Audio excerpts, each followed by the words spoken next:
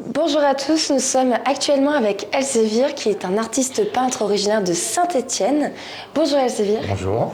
Donc actuellement vous faites une exposition au Barme des Ours.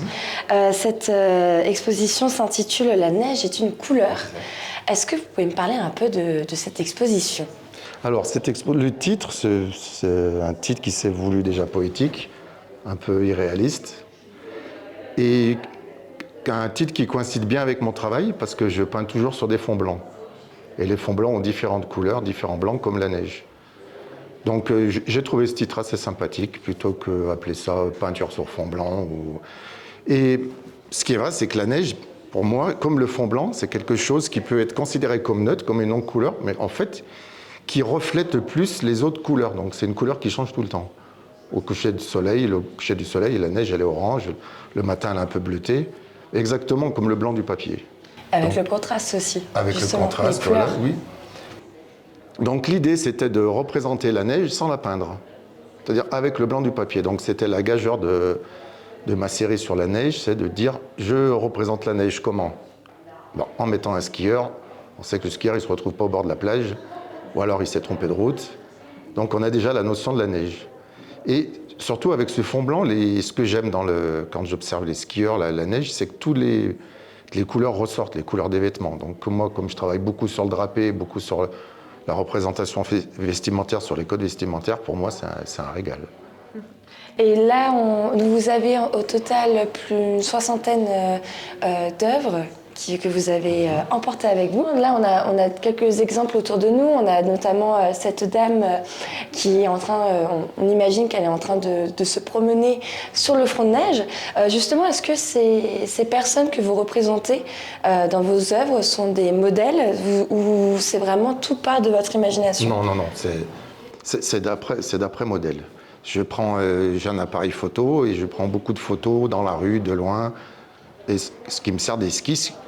Au lieu d'avoir une petite esquisse, j'ai ma photo et je commence directement à peindre. Mais il y a un mot qui m'intéresse, vous avez dit imaginaire.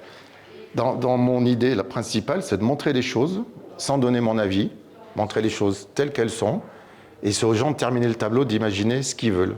Par exemple ici, juste ce qu'on peut savoir sur cette personne, c'est plus ou moins son âge, où elle est, enfin dans quelle saison, et après c'est les gens qui font le reste, parce qu'il n'y a pas de contexte. Donc on met cette personne ici, elle est ici dans cette pièce. On la met ici, on sait qu'il y a de la neige, donc pas la peine de la représenter. On sait qu'elle n'est pas à Tahiti ou sous les palmiers. Donc toute l'information est contenue dans la peinture. Et le reste, c'est l'imaginaire du spectateur, du regardeur qui doit terminer avec son vécu. C'est à nous de continuer son histoire. Oui, se dire, ah, tiens, je connais cette jeune fille. Alors sur cette série qui s'appelle, ça c'est une série que j'ai fait avant l'exposition pour Val d'Isère, que j'ai exposée en Italie à Saluzzo, qui s'appelle Brillant. Quand il y a eu la mode de ces doudounes brillantes en argent et en or, pour moi c'était génial, parce que tout de suite j'ai vu l'histoire de l'art. Et à la Renaissance, à l'époque baroque, avec l'invention de la peinture à l'huile, pour montrer leur brio, les artistes se sont attachés à représenter des casques, reflets sur les bijoux, les cuirasses. Donc, à notre époque contemporaine, moi j'ai retrouvé ça. Et je me suis dit, moi aussi, je vais représenter l'argenté ou le doré, mais à la gouache, ce qui est quand même beaucoup plus difficile qu'à la peinture à l'huile, parce qu'on ne peut pas faire des repentirs ou repeindre dessus. C'est vrai que là, vous expliquez la technique justement de la gouache, vous utilisez plusieurs techniques. Est-ce que là, toutes ces œuvres sont en gouache ou est-ce qu'on a d'autres types de peinture? Il y a plusieurs techniques. Les grands formats sont tous faits à la gouache.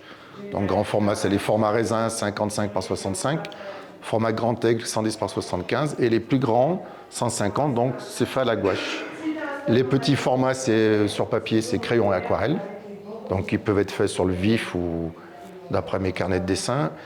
Sur toile, c'est de l'huile et les petites natures mortes sur bois, c'est soit de l'huile, soit de l'acrylique. Donc j'utilise tous les médiums. Et vous expliquez auparavant que c'est des personnes que vous avez pris en photo. C'est des personnes que vous avez pris en photo à Val d'Isère justement? Non. Ou... Un non, peu d'accord. partout. J'ai un stock énorme de photos. Et c'est pour moi, quand je prends quelqu'un en photo, en fait, c'est parce qu'il représente ce que j'ai envie de dire à ce moment précis. C'est pas la personne elle-même, c'est pas un portrait, c'est une figure. Donc je l'utilise en tant que symbole. Et c'est ma palette. Je ne change pas les couleurs. Quand je vois, par exemple, je travaille, ce que je n'ai pas encore dit, c'est que je travaille par série. Donc là, il y a la série sur la neige, ça c'était la série brillant. Il y a la série des gens dans les piscines, série des gens avec les parapluies. C'est des catégories comme ça, c'est sympathique. C'est pas des catégories fermées. Catégorie des gens avec les lunettes, des adultes avec les enfants.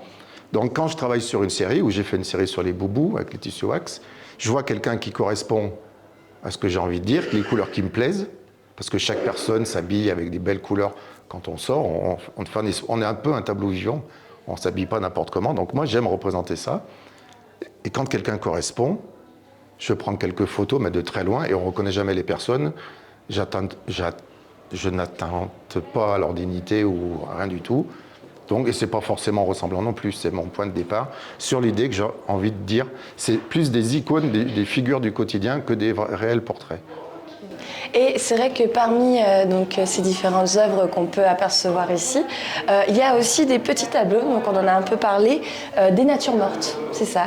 Donc là, on a une autre technique aussi, et ça, on va dire une plus-value à votre exposition au Bain de l'Ours, oui, c'est ça? Alors, dans l'idée, pour en revenir à l'exposition spécifique, il y a les gens dans la neige. Il fait froid, on est très bien habillés, et quand on rentre à la maison ou dans un hôtel, on a besoin de chaleur, de réconfort, et il y a tous les objets qui nous entourent. Donc c'est pour ça qu'il y a la nature morte, parce qu'on passe de l'extérieur, avec le portrait, les gens qui skient, à l'intérieur, avec la scène intimiste de la nature morte. Et des petits objets, parce que mon travail, il est toujours censé, pas sur l'extraordinaire, mais sur l'ordinaire. Qu'est-ce qu'il y a de plus ordinaire que de croiser une personne dans la rue? Qu'est-ce qu'il y a de plus ordinaire de poser un stylo sur la table à côté d'un ciseau? Ben moi, c'est ce que je représente, pour redonner la poésie et l'envie aux gens de re-regarder notre quotidien. La simplicité, voilà, la simplicité, okay. La poésie des choses. Et c'est la première fois que vous exposez à Val d'Isère, oui. Et c'est aussi votre première fois à Val d'Isère. Aussi. Alors, est-ce que justement, comment vos premières impressions sur Val d'Isère, est-ce que en tant qu'artiste aussi, ça émerge, enfin ça vous donne des idées pour des prochaines expositions, des prochaines œuvres? Oui, forcément, parce que je vous dis depuis, je pense c'est 2008, je travaille uniquement sur des fonds blancs. Donc là, je me retrouve. Alors, quand je fais un personnage, je l'extrais de son contexte. Par exemple, cette jeune femme. Je me rappelle, elle attendait le bus. Il y avait un mur derrière, donc j'ai enlevé le mur. Ici, je me retrouve dans mes tableaux. Parce que j'ai plus besoin d'extraire le contexte, il est déjà extrait avec la neige. Donc pour moi, c'est quelque chose de fabuleux de pouvoir voir ce que j'imagine, de dire, ben non, ça existe aussi, c'est parce que je le savais. Mais c'est vrai que se retrouver avec les personnages dans la neige, c'est ce que je fais tout le temps. Enfin, c'est un peu une mise en abîme, finalement. Oui, je retrouve ce que j'imagine. J'ai une série qui s'appelle Grande Plage, c'est des gens sur la plage. Donc c'est le même principe, on ne voit pas la mer, il n'y a pas la ligne d'horizon. Mais ça, si je vais au bord de la mer, le fond n'est pas blanc. Donc j'arrive à Val d'Isère, le fond est blanc. Vraiment, c'est un régal de voir les changements, scintillements de la neige. Hier soir, sur les congères, il y avait des petits scintillements, on avait l'impression que c'était des diamants. Donc peut-être pour les gens de Val d'Isère, c'est leur quotidien aussi. La neige. Et puis il y a des gens qui utilisent la neige. Quand on fait du ski de descente, on n'a pas le temps de regarder si la neige elle est cette couleur ou une autre couleur. Moi, je suis un contemplatif, donc je regarde. Je ne fais rien, je regarde. Là, on aura cette opportunité de voir tout l'ensemble de ces œuvres jusqu'à la mi-avril, aux alentours du 15-20 avril. Voilà, jusqu'à la fin de la saison. Et on a bien sûr le vernissage qui est à retrouver, donc le 26 décembre. Vous serez présent aussi. Bien sûr. Et où vous pourrez justement contempler toutes les œuvres d'Elzévier.